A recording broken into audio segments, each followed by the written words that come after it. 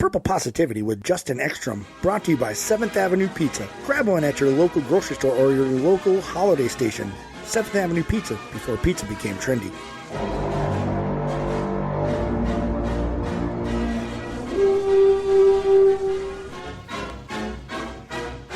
Welcome into another episode of Purple Positivity. That's right, I'm positive, I am purple, and I am back, and I'm better than ever. No video, fuck that shit. I don't want to do that shit anymore. Maybe I'll try again, but for some reason my phone is stupid, and it won't save, and it won't do all that crap, and I don't do it off a laptop, and I'm not cool like Jesse Pierce and them. So we already knew that anyway, so I'm going to stick with what I know, and that is voice stuff, and breathing heavily into the microphone and all that stuff. And then you don't have to look at me and my 7 chins.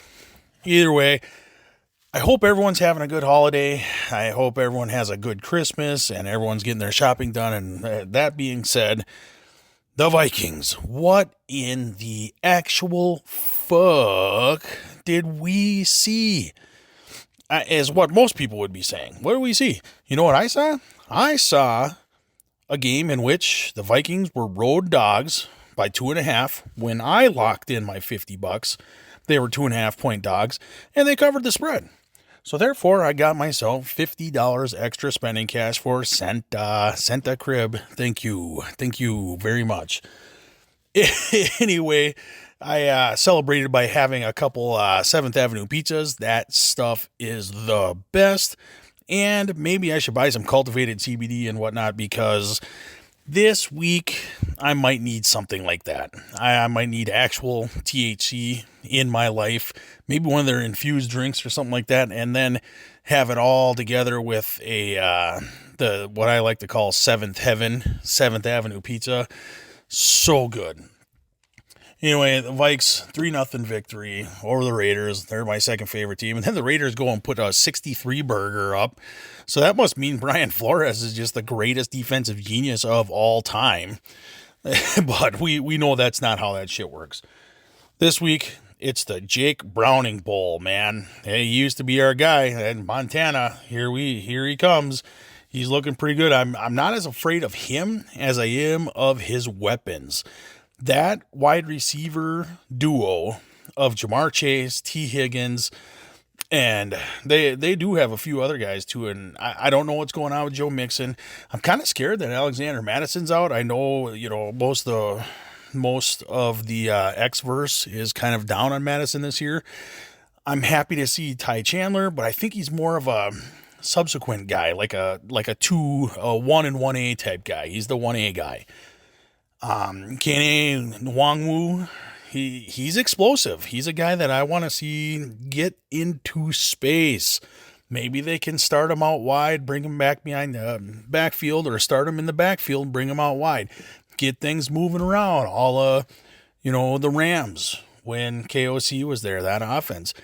I'm not saying this offense is going to be that prolific with slick Nick Mullins behind there, because the Pasternaut, what was your guys' favorite Pasternaut, your favorite Josh Dobbs moment?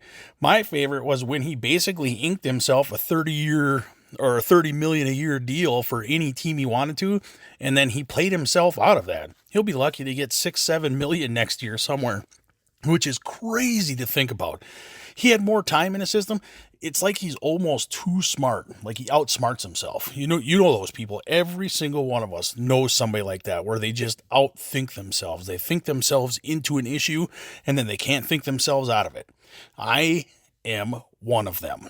And I go ahead and raise your hand. Okay, now put your hand down, because you can't fucking see me and I can't see you. But so I think this game is going to suck for the Vikings. It's a big noon Saturday kickoff type shit, just like college football. It's going to feel weird. People are going to be doing yard work, and all of a sudden they're going to be like, oh shit, the Vikings are on, that kind of thing. I could see them being down 14-0 before they realize they're even playing in a game. If they're the Vikings of the past, that's the way it seems that happens. It's just a Saturday noon game. Oh crap, we're down 14-0. But I think it ends up being close close-ish. I think they get in a hole early. 14-0, 14-3, something like that. Even 17-7, down 10, something like that.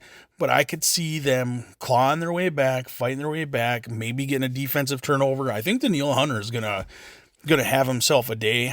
I'm just really scared that Brian O'Neill's out of this game, and it's gonna be tough because he's one of the best right tackles in the business.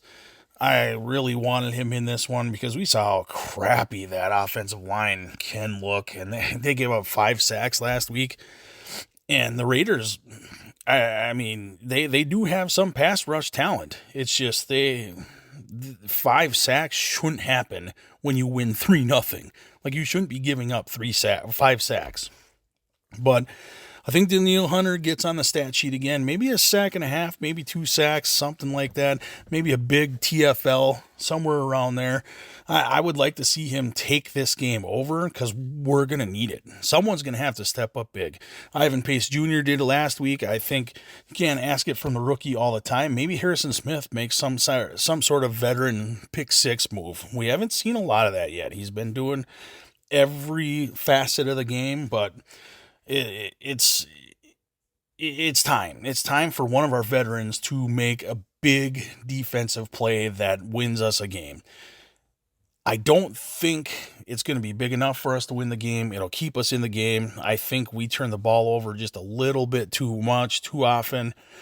The Bengals defense is legit, everybody, and their team is still legit. They're good. Like, they're one of, I want to say 6 teams that are 7-6 in the AFC, and the Vikings are the only NFC team that's 7-6. So that talent-laden AFC is just spitting out 7-6 like they're just coughing and sneezing and burping and farting all at the same time. But the Vikings got to claw and mash their way and grind their teeth to get to 7-6, and they're the only NFC team that's there. Would I really love to say that they win this game? Yes, I would love to say they win this game. But they will not. I have it down like a 27-20. Are they going to score that many points? I don't know. Nick Mullins, please no. You know what? Let's just stick with that. Let's just stick with they lose 27-20. That means the over hits, which I think the over and under is 40.5. So I'm going 47 here. I'm basically talking myself out of it, but let's stick with it. The fat fucker said it. It's 27-20. That's what's going to happen. It's going to be another ugly one. It might, honestly, I could see it being 7-0 for crying out loud. Yeah, and you coin flip to see who wins. What you don't want to coin flip to see you do is grabbing yourself some 7th Avenue pizza and click link, subscribe, ring that bell for Beer Belly Sports. You'll be able to hear me a little easier. And, I'm Justin Hegstrom. I don't think I even said that at first, but I was just talking about how I breathe heavy and whatnot. But you can follow me at the Sports Crib 21 on the Xverse. And obviously, until next week, skol, bitches.